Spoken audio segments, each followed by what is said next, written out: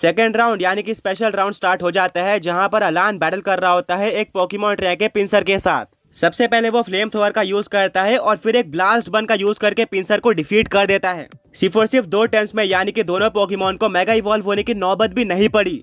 ये पूरी तरह से अनबिलीवेबल था। ब्रॉक कहता है लगता है कि अलान पहले से ज्यादा स्ट्रांग हो चुका है। मिस्टी कहती है हाँ तुमने बिल्कुल सही कहा, और अलान ने पिंसर को पूरी तरह से डोमिनेट किया है। एंड इसका मतलब ये भी है कि सेकंड राउंड में अलान की रैंकिंग नंबर 1 हो सकती है, जिससे अगर वो चाहे तो अपने मेगा इवॉल्व पोकेमॉन को चेंज कर सकता है और बाकी सारे पोकेमॉन ट्रेनर्स को मौका नहीं मिलेगा। ब्रॉक रिप्लाई करता है तुमने बिल्कुल सही कहा। ऐश कहता है तो मुझे नंबर 1 रैंक पोकेमॉन ट्रेनर बनने के लिए अब क्या करना पड़ेगा। ब्रॉक बोलता है कि अलान ने 2 अटैक का यूज करके पिंसर को डिफीट किया है, तो अब तुम्हें ट्राई करना है कि तुम 1 अटैक का यूज करके ही अपोनेंट पोकेमॉन को डिफीट करना पड़ेगा। एंड अगर तुम ये नहीं कर पाते तो तुम्हें 2 अटैक का यूज करके तो उसको डिफीट करना ही पड़ेगा। फिर शायद तुम्हारे कुछ चांसेस बने, वरना तुम डेफिनेटली फर्स्ट रैंकिंग से हाथ धो बैठोगे। बिना किसी डाउट के ऐश के पास एक सुपर स्ट्रॉन्ग पोकेमॉन म्यूटू था, बट फिर भी किसी भी पोकेमॉन को एक अटैक में डिफीट करना काफी मुश्किल होने वाला है, खासकर तब जब वह पोकेमॉन अटैक को डॉज भी कर सकता है। पर ऐश पीछे हटने वालों में से नहीं था। वो इस चैलेंज के लिए रेडी होता है और धीरे धीरे करके बैटल होते जाती है। ऐश के लिए गुड न्यूज ये थी कि अलान के बैटल के अलावा सारी बैटल काफी क्लोज होती है। कोई भी डोमिनेट करते हुए नहीं जीतता। बट फिर बारी आती है सी बोल्ट की, जिसके सामने एक पोकेमॉन रेयर और उसका मेगा ऑर्डिनो था, जो कि उतना अच्छा फाइटर नहीं जाना जाता। और इसको देखकर ऐश और इसके फ्रेंड्स काफी नर्वस हो जाते हैं, क्योंकि सी बोल्ट के पास एक गोल्डन चांस था सिर्फ और सिर्फ 1 अटैक का यूज करके ऑर्डिनो को डिफीट करने का। बैटल शुरू हो जाती है। सी बोल्ट अपने ब्लास्टॉयज को वाटर पल्स यूज करने के लिए कहता है और ये डायरेक्टली ऑर्डिनो के ऊपर लग जाता है। यह अटैक डिवास्टेटिंग था, जिससे ऑर्डिनो को काफी डैमेज पड़ता है, बट फिर भी वो इस अटैक को सह लेती है।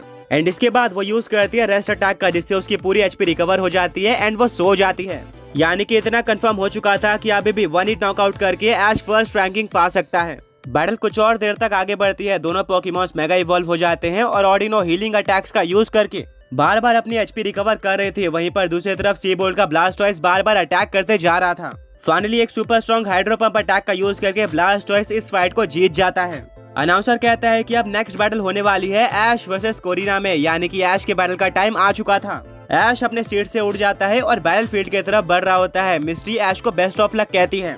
सैना कहती है कि ऐश कोरिना के पोकेमॉन को सिर्फ और सिर्फ 1 अटैक में डिफीट करके ही वापस आना। वहीं पर ब्रॉक कहता है कि ऐश हमें तुम्हारे ऊपर पूरा भरोसा है, तुम फर्स्ट रैंकिंग में जरूर आओगे। ऐश अपने सारे फ्रेंड्स को थैंक यू बोलता है और बैटल फील्ड में आ जाता है। दूसरी तरफ से कोरिना भी आती है। दोनों काफी टाइम बाद बैटल करने वाले थे। कोरिना ने ऐश को टक्कर देने की सोची थी। वहीं पर ऐश की आंखों में सिर्फ और सिर्फ एक ही टारगेट था, और वो था कोरिना के पोकेमॉन को 1 हिट नॉकआउट करना। रेफरी कहता है ये स्पेशल राउंड की बैटल 1 वर्सेस 1 होने वाली है। जो भी हारेगा वो एलिमिनेट हो जाएगा। वहीं पर जो जीतेगा वो अगले राउंड में प्रोसीड कर जाएगा। हर बार की तरह इस बार भी हम ऑडियंस से वोटिंग लेंगे कि उनको इस फाइट के अंदर कौन सा ट्विस्ट देखना है। ऑडियंस वोट करती है और फाइनली रिजल्ट सामने आ जाते हैं। ऑडियंस के अकॉर्डिंग यहाँ पर दोनों पोकेमॉन ट्रेनर्स को 2 स्पेशल आइटम्स ऑफर करने चाहिए। सबसे पहला होगा चॉइस स्कार्फ, जिसको यूज करने से एक पोकेमॉन की स्पीड 50% से इंक्रीज हो जाएगी एंड वो काफी फास्ट मूव करके अटैक्स को इजीली डॉज कर पाएगा। वहीं पर दूसरा आइटम होगा चॉइस पैक्स। इस आइटम को यूज करने से एक पोकेमॉन के स्पेशल अटैक स्टैट्स 50% से इंक्रीज हो जाएंगे। उसके अटैक से डिवास्टेटिंग डैमेज पड़ेगा एंड अब दोनों पोकेमॉन ट्रेनर्स चूज कर सकते थे कि उनको कौन सा आइटम लेना है। वेल यहाँ पर बिना दूसरी बार सोचे कोरिना कहती है कि मुझे चॉइस स्कार्फ आइटम चाहिए, जिससे स्पीड इंक्रीज होती है। रेफरी कहता है कि ऐश क्या तुम इससे एग्री करते हो। ऐश कुछ देर तक सोचता है और कहता है कि हाँ मैं इससे एग्री करता हूँ। वैसे भी मैं चॉइस पैक्स ही चूज करने वाला था। आगे बढ़ने से पहले पिछले पोके क्विज के विनर्स ये रहे।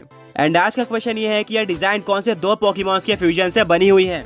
अब दोनों पोकेमॉन ट्रेनर्स के एग्री करने के बाद कोरिना को चॉइस स्कार्फ दे दिया जाता है। वहीं पर ऐश को मिल जाता है चॉइस पैक्स। सैना कहती है ब्रॉक तुम्हें क्या लगता है, क्या चॉइस पैक्स को लेना ऐश का अच्छा डिसीजन था। ब्रॉक कहता है कि शायद हाँ, नॉर्मल बैटल के अंदर स्पीड को चूज करना ऐश के लिए ज्यादा फायदेमंद होता।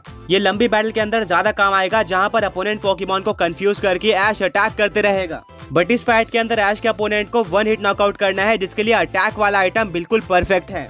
ये तो ऐश को छुपा हुआ तोहफा मिल गया और इससे ऐश को फर्स्ट रैंकिंग पाने में और भी ज्यादा मदद मिलेगी। मिस्टी कहती है हाँ तुमने बिल्कुल सही कहा, पर कोरिना को भी स्पीड इंक्रीज करने वाला आइटम मिल गया है। उसके पोकेमॉन इजीली अटैक डॉज कर सकते हैं। ऐश को ध्यान देना होगा, वरना अगर कोरिना के पोकेमॉन ने फर्स्ट अटैक डॉज कर लिया तो ऐश की पूरी मेहनत पानी में चली जाएगी। ब्रॉक कहता है कि हाँ मैं तुम्हारे बात से एग्री करता हूँ। वेल अब दोनों पोकेमॉन ट्रेनर्स अपने अपने पोकेबॉल को बाहर निकालते हैं। ऐश सेंड करता है म्यूटू को, वहीं पर कोरिना सेंड करती है लुकारियो को। कोरिना कहती है वाव एक म्यूटू, मुझे पता था। शायद ये फर्स्ट टाइम होगा जब मैं किसी लेजेंडरी पोकेमॉन से फाइट कर रही हूँ और ये बैटल काफी ज्यादा अमेजिंग होगी। ऐश अपने फिस्ट को बंद करता है और कहता है कि सॉरी कोरिना, मैं अमेजिंग बैटल नहीं बल्कि किसी और इरादे से आया हूँ।